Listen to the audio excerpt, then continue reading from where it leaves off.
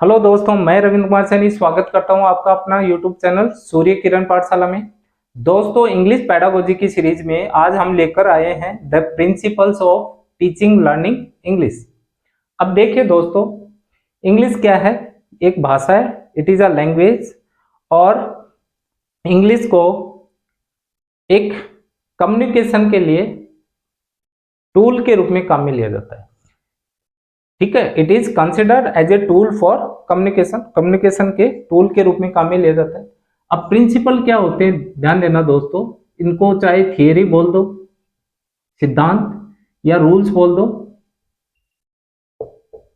अब ध्यान देना, इंग्लिश भाषा को क्लासरूम में पढ़ाने के लिए या फिर इंग्लिश भाषा को सीखने के लिए कौन कौन से सिद्धांत या रूल काम में लिए जाते हैं, उन्हीं को क्या बोला जाता है? The principle of teaching learning कहा जाता है। ठीक है, अब ध्यान देना, ये प्रिंसिपल जो होते हैं या सिद्धांत होते हैं या रूल होते हैं, ये क्या कार्य करते हैं टीचिंग और लर्निंग में? ठीक है, तो ध्यान देना, ये हेल्प करते हैं किसमें? और हेल्प भी कैसी? Helps पैडागोजिकली,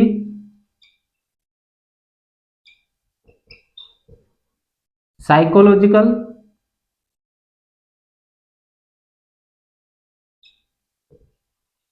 linguistic. तो ये प्रिंसिपल हेल्प करते हैं इंग्लिश को पैडागोजिकली, साइकोलॉजिकली या लिंग्विस्टिक पढ़ाने में या सीखने में। तो ये समझ में आ गया होगा। पैडागोजिकल का मतलब होता है कि कुल मिलाकर इस प्रकार की शिक्षण विधि या नीति प्रोवाइड करवाते हैं ये प्रिंसिपल, ताकि टीचिंग लर्निंग आसान हो जाए। तो उसी को पैडागोजिकल सपोर्ट बोल सकते हैं। हेल्प बोल दो या सपोर्ट, तो प्रिंसिपल सपोर्ट करते हैं पैडागोजिकली, साइकोलॉजिकली मनोवैज्ञानिक तरीके से, लिंग्विस्टिक भाषाई तरीके से। तो ये आसान बना देते हैं टीचिंग लर्निंग को। ठीक है, अब ध्यान देना, बहुत सारी प्रिंसिपल है टीचिंग लर्निंग में। तो जो फर्स्ट जो प्रिंसिपल है वो जो काम में लिया जाता है वो कौन सा है? वो है principle of selection.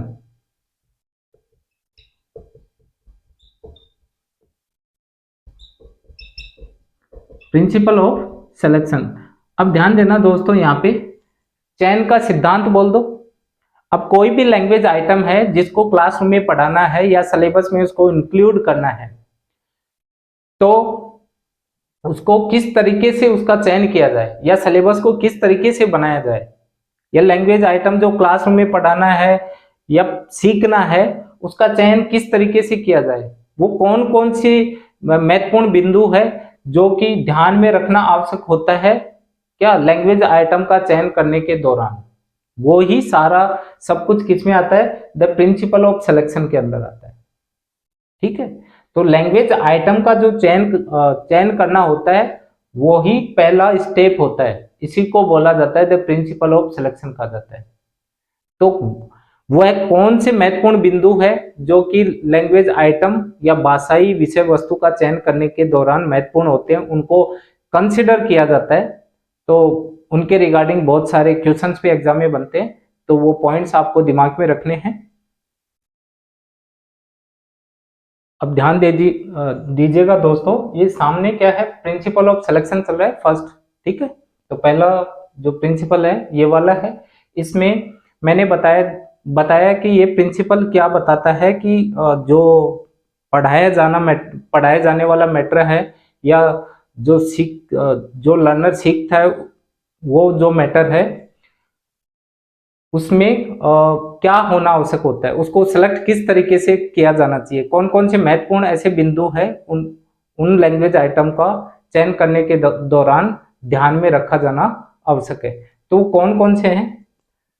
Selection of the language matter should involve with, तो फर्स्ट क्या है? फ्रीक्वेंसी। मान लो अंग्रेजी भाषा का कोई शब्द या लैंग्वेज आइटम का हम चयन कर रहे हैं पढ़ाने के लिए या सीखने के लिए, तो वो शब्द क्या है, उसकी फ्रीक्वेंसी क्या है? आवर्ती, इसको आवर्ती बोला जाता है। अगर उस शब्द की बार बार रिपीटेशन हो रहा है स्पीच के अंदर या राइटिंग के अंदर, तो उस शब्द को क्या शामिल कर लेते हैं, उसका चयन कर लेते हैं। ठीक है, बार बार अगर वो शब्द आ रहा है, उसकी पुनरावृत्ति हो रही है, ठीक है, समझ में आ रहा है ना, आवर्ती या पुनरावृत्ति बोल लो, रिपीटेशन हो रहा है उस शब्द का स्पीच के अंदर, भाषा के अंदर या फिर राइटिंग के अंदर, तो उस शब्द को का क्या कर लेते हैं, हम चयन कर लेते हैं सिलेबस में, या फिर पढ़ाने वाला जो भी विषय वस्तु उसमें, या सीखने वाले विषय वस्तु में। इसी को बोला जाता है फ्रीक्वेंसी। समझ में आ गया ना। तो कोई फ्रीक्वेंसी क्या, एक ही शब्द का अगर बार बार रिपीट हो रहा है किसमें, अब ठीक है, किसमें, भाषा स्पीच के अंदर और राइटिंग के अंदर, तो वो क्या कर, फ्रीक्वेंटली वर्ड बोला जाता है उसको, तो वो उस शब्द की क्या कहलाती है, फ्रीक्वेंसी कहलाती है। सेकंड की बात करें, रेंज, तो ध्यान देना, कोई शब्द ऐसा है कि उसको कितने कंटेक्स्ट में उसको पढ़ाया जा सकता है, कि a word is used in many context, many context and situations. अगर किसी एक शब्द को बहुत सारे कॉन्टेक्स्ट के अंदर या सिचुएशन के अंदर अगर उसको काम में लिया जा सकता है, तो उस शब्द की क्या है, रेंज बहुत ज्यादा है, रेंज अच्छी रेंज है उस शब्द की, तो उसको भी क्या शामिल कर लिया जाता है किसके अंदर, सिलेबस के अंदर। अब देखो शब्द की बात करें, एक तो शब्द है, मैं बात करूं जैसे बॉस, ठीक है, बॉस। अब मैं बात करूं बॉस, तो बॉस की अगर देखा जाए तो डिफरेंट सिचुएशन में बॉस वर्ड काम में ले सकते हैं। ठीक है, a person who has the power more than anybody can be called as a boss. ठीक है, वो उसको बॉस बोला जा सकता है, और उसको अलग अलग कॉन्टेक्स्ट में भी बॉस बोला जा सकता है। तो ये बॉस वर्ड क्या है, हायर रेंज का हो गया ना, उसकी क्या है, यानी कि यूज्ड इन मैनी कॉन्टेक्स्ट। अगर मैं बोलूं नेक, ध्यान देना, नेक, इसको समझो आप, नेक यानी क्या होती है, गर्दन होती है। What is the mean by neck, neck यानी गर्दन। अब ध्यान देना, ये बोला जाता है, अपनी जो गर्दन है उसको नेक बोला जाता है। अब मैं नेक शब्द को the neck of the bottle बोलूं, तो नेक ऑफ द बॉटल हो गया, नेक ऑफ द बोल सकते हैं पाइप हो गया, नेक ऑफ द पोल हो गया, कुछ भी। तो ये जो नेक शब्द है, इसको मैं काम में ले रहा हूं क्या, मैनी कॉन्टेक्स्ट के अंदर और मैनी सिचुएशन के अंदर। तो ये एक ही शब्द है, लेकिन अलग अलग कॉन्टेक्स्ट या सिचुएशन में काम में आ रहा है। तो ये क्या है, इसकी रेंज होगी नेक की। तो जो शब्द जिसकी रेंज ज्यादा होती है उसको सिलेबस में शामिल किया जाता है। A word has the higher range can be included in syllabus। ठीक है, तो रेंज का पता चल गया आपको। बात करें अवेलेबिलिटी, तो इस प्रकार के लैंग्वेज आइटम को सिलेबस में सीखने सिखाने में शामिल किया जाता है जिसकी अवेलेबिलिटी हो। अब जैसे लर्नर है, अधिगम करता है, उसके पास में उसकी अवेलेबिलिटी हो उस लैंग्वेज आइटम की, सीधे प्रत्यक्ष रूप से या अप्रत्यक्ष रूप से। कैसे, मान लो क्लासरूम, स्कूल के अंदर उस लैंग्वेज आइटम से संबंधित वोकैबुलरी उसके सामने हो, या उसके घर में हो, सोसाइटी में हो, फ्रेंड सर्किल में हो, कहीं ना कहीं वो चीज उपलब्ध हो, उसको बोला जाता है अवेलेबिलिटी। अब ध्यान देना, जैसे चौक हो गया, स्कूल में होता है ना चौक, ठीक है, व्हाइट ब्लैक बोर्ड, ये स्कूल के अंदर है, तो स्कूल में अवेलेबल होते हैं ना, इसीलिए बच्चों को सिखाना आसान होता है। तो ऐसे लैंग्वेज आइटम का चयन किया जाता है जो अवेलेबल हो प्रत्यक्ष रूप से, अप्रत्यक्ष रूप से, जो लर्नर के आसपास में। ठीक है, स्कूल में हो, चाहे घर में हो, या फिर सोसाइटी में हो, फ्रेंड सर्किल में हो। ठीक है, इस तरीके से। अब बात करें टीवी, रेडियो, लैपटॉप, वाईफाई, ठीक है, इंटरनेट कनेक्शन, ये वर्ड्स क्या है, वो बच्चा स्कूल में देखता है, स्कूल में कुछ नहीं है तो बाहर सोसाइटी में देखता है, घर में देखता है। ठीक है, समझ में आ गया ना, ये चीजें तो अवेलेबल है। अब यूट्यूब की बात करें तो यूट्यूब स्कूल में मान लो काम में नहीं लेते हैं, तो बच्चा खुद तो काम में लेता है घर पे, तो अवेलेबल है, तो यूट्यूब सब सिखाना आसान है। तो ये चीजें यूट्यूब है, जैसे जो भी सोशल मीडिया प्लेटफॉर्म्स है या फिर ये चीजें हैं, तो ये कंसिडर की जाती है अवेलेबिलिटी के अंदर। समझ में आ गया होगा ये चीजें। अवेलेबिलिटी टीचर बेस्ड भी होती है, लर्नर बेस्ड भी होती है, ठीक है, तो कोई खास है नहीं, समझ में आ गया होगा। नेक्स्ट देखिए कवरेज। कवरेज की बात करें तो बताओ, एक एक इस प्रकार का लैंग्वेज आइटम जिसकी कवरेज ज्यादा हो उसको सिलेबस में शामिल किया जाता है। अब इस चीज को आपको समझना जरूरी है। कवरेज क्या है? एक ही शब्द है और उस वो बहुत सारे शब्दों के बारे में खुद ही बता दे, बहुत सारे शब्दों के बारे में अकेला शब्द वो ही बता दे, वो उस शब्द की क्या कहलाती है? कवरेज कहलाती है। जैसे बात करें, जैसे एप्पल, ऑरेंज, ठीक है, पाइनएप्पल, बनाना, ये क्या है? ये सारे के सारे क्या है? फ्रूट्स हैं। तो बताओ ये फ्रूट वर्ड है, इसकी क्या कवरेज ज्यादा होगी ना? इस फ्रूट वर्ड की कवरेज ज्यादा होगी। एप्पल की बजाय, एप्पल केवल एक शब्द को बता रहा है, लेकिन फ्रूट क्या है? एंटायर जो फ्रूट वर्ड है उसके बारे में बता रहा है। तो ये क्या है? इस फ्रूट वर्ड की क्या है? कवरेज है। जैसे वेजिटेबल है तो जो बहुत सारी वेजिटेबल्स है अलग अलग, जैसे कैरेट है, रेडिश है, या फिर बोल सकते हैं जो भी वेजिटेबल्स हैं, ठीक है, उनके बारे में सारा का सारा क्या वेजिटेबल वर्ड बता रहे हैं, तो उसकी क्या कवरेज ज्यादा होगी। तो समझ में आ गया होगा, जिसकी ज्यादा कवरेज होगी उसको सिलेबस में शामिल करते हैं, ठीक है। अब बात करते हैं टीचेबिलिटी की। अब देखो, टीचेबिलिटी का मतलब क्या होता है कि एक इस प्रकार का लैंग्वेज आइटम या शब्द जो कि क्लासरूम सिचुएशन में पढ़ाने में आसान हो, क्लासरूम सिचुएशन में पढ़ाने में आसान हो, वो क्या कहलाती है? टीचेबिलिटी कहलाती है, ठीक है। अब ध्यान देना, जैसे how far a teacher can become convenient to teach in classroom situation. अब क्लासरूम सिचुएशन में कितना कन्वीनियंट होता है वो पढ़ाने में उस शब्द को या लैंग्वेज आइटम को, वो ही उसकी क्या कहलाती है? टीचेबिलिटी कहलाती है। अब ध्यान देना, टीचर हमेशा पहले पढ़ाता है किसको?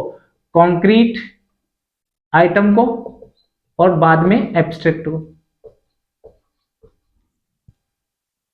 कॉन्क्रीट पहले पढ़ाता है किसको? कॉन्क्रीट को, फिर क्या पढ़ाता है? एब्स्ट्रैक्ट को, ठीक है। कॉन्क्रीट का मतलब होता है मूर्त को, मूर्त, और ये हो गया अमूर्त। अमूर्त अमूर्त के बारे में आपको तो पता होना चाहिए। मूर्त क्या है? एक इस प्रकार का लैंग्वेज आइटम या लैंग्वेज विषय वस्तु, भाषाई विषय वस्तु, जो कि आसानी से उसको सामने से बच्चों को दिखा के आराम से समझा सकते हैं। जैसे एप्पल है तो एप्पल को दिखा के समझा सकते हैं ना, ठीक है। पाइनएप्पल है, दिखा के समझा सकते हैं उसको। तो ये जो सारा का सारा कंटेंट क्या है? वो मूर्त है। जैसे मैन, मैन शब्द है, आदमी खुद सामने खड़ा है, ठीक है। तो इस जैसे चेयर है, टेबल है, व्हाइट बोर्ड है, ब्लैक बोर्ड है, ये सामने प्रत्यक्ष रूप से होती है, दैट इज कॉन्क्रीट, वो क्या मूर्त होती है। और कुछ ऐसी वोकेबलरी या शब्द जो एब्स्ट्रैक्ट होते हैं वो बाद में पढ़ाए जाते हैं। तो टीचेबिलिटी में क्या, टीचर हमेशा क्या करता है? कॉन्क्रीट टू एब्स्ट्रैक्ट चलता है। पहले मूर्त विषय वस्तु को पढ़ाएगा, फिर एब्स्ट्रैक्ट को पढ़ाएगा। एब्स्ट्रैक्ट क्या? भावात्मक, जैसे सोरो हो गया, हैप्पीनेस हो गया, ठीक है। जैसे ये इस प्रकार के जो वर्ड हैं, सोरो, हैप्पीनेस, सैडनेस, ठीक है, भावों से संबंधित, अपने इमोशन से संबंधित, जिसको हम देख नहीं सकते, छू नहीं सकते, उसको केवल महसूस कर सकते हैं, दैट इज अमूर्त, ठीक है। एब्स्ट्रैक्ट होगी तो पहले मूर्त पढ़ाएगा, इजी पढ़ाएगा। तो कुल मिला के टीचर क्या, टीचेबिलिटी में इजी टू हार्ड चलता है इसमें। तो इस प्रकार का लैंग्वेज आइटम जो इस प्रकार से उसका चयन किया जाता है, पहले इजी विषय वस्तु और फिर हार्ड, इस तरीके। तो दैट इज टीचेबिलिटी। तो टीचर ऐसे ही चलता है कि टीचर किस तरीके से लर्नेबिलिटी, ध्यान देना, लैंग्वेज आइटम को सिलेक्ट करने के दौरान लर्नेबिलिटी भी देखी जाती है लर्नर्स की। टीचेबिलिटी में टीचर की एबिलिटी देखी जाती है, ध्यान देना है, टीचर की एबिलिटी होगी, और लर्नेबिलिटी में लर्नर्स की एबिलिटी होगी, ठीक है। तो लर्नेबिलिटी में ये देखा जाता है कि जो लर्नर होता है वो कितना कॉम्पिटेंट होता है, तो उसकी एज देखी जाती है, मेंटल एज देखी जाती है, ठीक है। फॉर्मल नॉलेज देखा जाता है,